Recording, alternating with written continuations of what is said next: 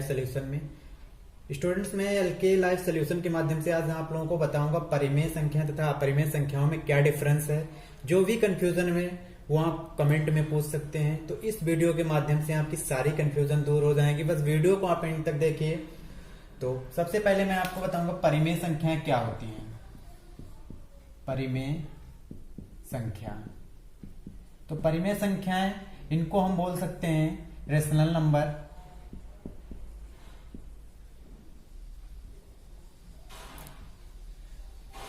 तो पिछले क्लासों में भी आप लोगों ने पढ़ा होगा। तो रेशनल नंबर्स जो होते हैं हम इनको P/Q के फॉर्म में लिख सकते हैं। तो यहाँ पे कंडीशन होती है Q is not equal to 0, यानी Q आपका है वो 0 नहीं होना चाहिए। इसके साथ साथ ही आपको एक कंडीशन और देखनी होती है, इसका टर्मिनेटिंग होना चाहिए।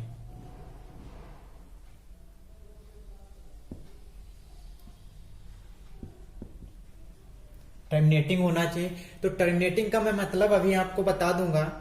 और टर्मिनेटिंग का मतलब आपका होगा शांत।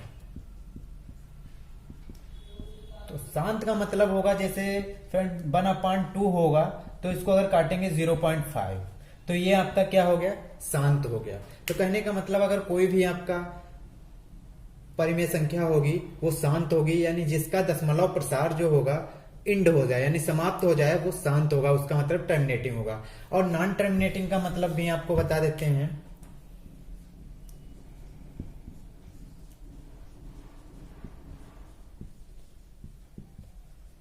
तो नॉन टर्मिनेटिंग का मतलब अशांत होगा।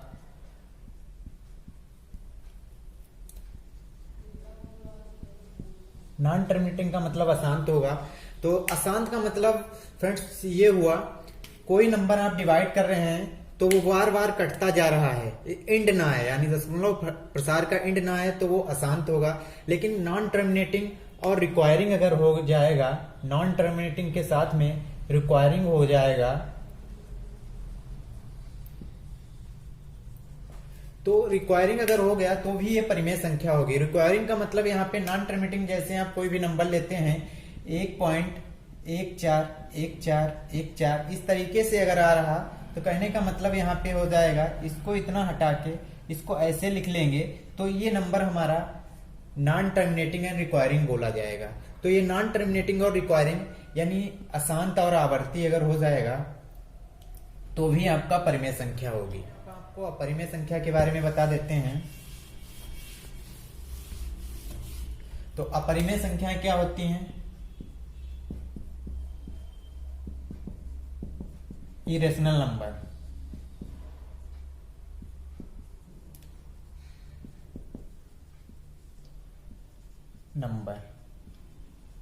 तो इसका मतलब अपरिमेय संख्या वे संख्याएं होंगी जिनको P/Q के रूप में ना लिखा जा सके, यानी P/Q के रूप में जिनको ना लिखा जा सके, P/Q के रूप में जिनको ना लिखा जा सके, तो वो अपरिमेय संख्याएं होंगी के रूप में ना लिखा जा सके,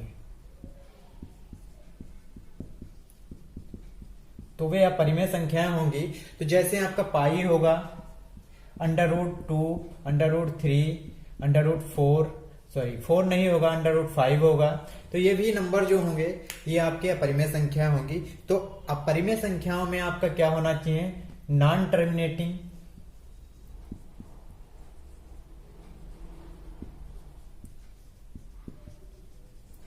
एंड नॉन रिक्वायरिंग।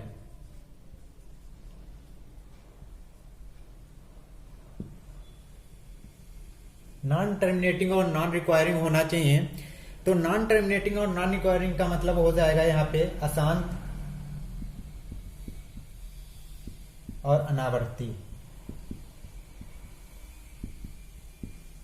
अशांत और अनावर्ती का मतलब हुआ, जैसे आपका कोई भी नंबर आ रहा, अशांत अनावर्ती का मतलब हुआ जैसे आपका 1.13423 ये कटता नहीं, जो अशांत और अनावर्ती होगा। कोई भी नंबर आएगा अगर आप उसको डिवाइड करेंगे तो वो कभी कटे ना, और उसके नंबर्स जो हो वो नॉन रिक्वायरिंग आए। नॉन रिक्वायरिंग मतलब रिपीट ना हो, यानी सेम डिजिट ना रिपीट हो, तो वो आपका नॉन टर्मिनेटिंग नॉन रिक्वायरिंग हो जाएगा। तो इस पे ही बेस्ड मैं आप लोगों को एक बहुत इंपॉर्टेंट क्वेश्चन बताऊंगा जिसपे स्टूडेंट्स अक्सर कंफ्यूज रहते हैं। तो आपका क्वेश्चन है पाई। एंड 22/7। तो पाई आपका क्या है, पाई अपरिमेय संख्या है, बट 22/7 जो है वो परिमेय संख्या होगी। क्यों होगी? क्योंकि दोस्तों अगर आप पाई का मान निकालेंगे तो पाई का मान निकालने पर आपका जो आएगा ये आपका आएगा नॉन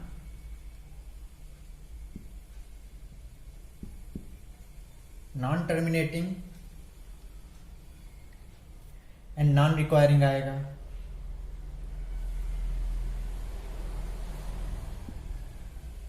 और 22/7 आप निकालेंगे तो ये नॉन टर्मिनेटिंग होगा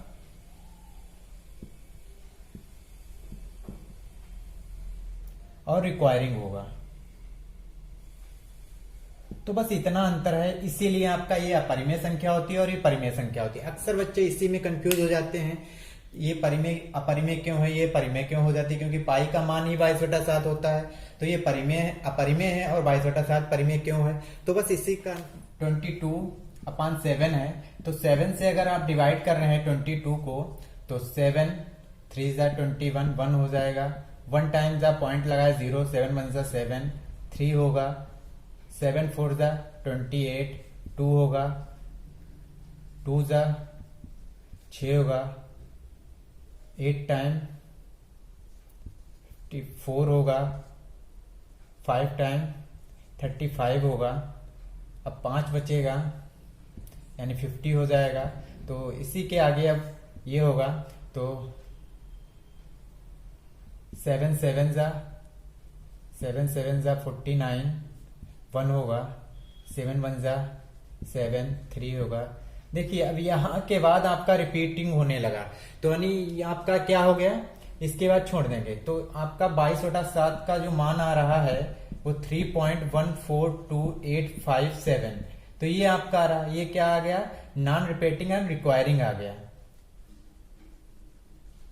तो नॉन रिपीटिंग रिक्वायरिंग अगर आ रहा है तो आपका परिमेय संख्या हो जाएगी, अगर नॉन रिपीटिंग नॉन रिक्वायरिंग आएगा तो आपकी वो अपरिमेय संख्या होगी। इसी तरीके से अगर आप पाई की वैल्यू निकालते हैं वो नॉन रिक्वायरिंग आएगी, वहां पे रिपीट नहीं करेगा, वो आपकी बढ़ती चली जाएगी संख्या। तो इसीलिए आपका पाई और 22/7 में यही डिफरेंस है।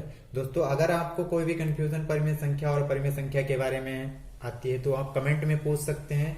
और अगर आपको वीडियो अच्छा लगे तो लाइक कीजिए, शेयर कीजिए। आज के लिए इतना।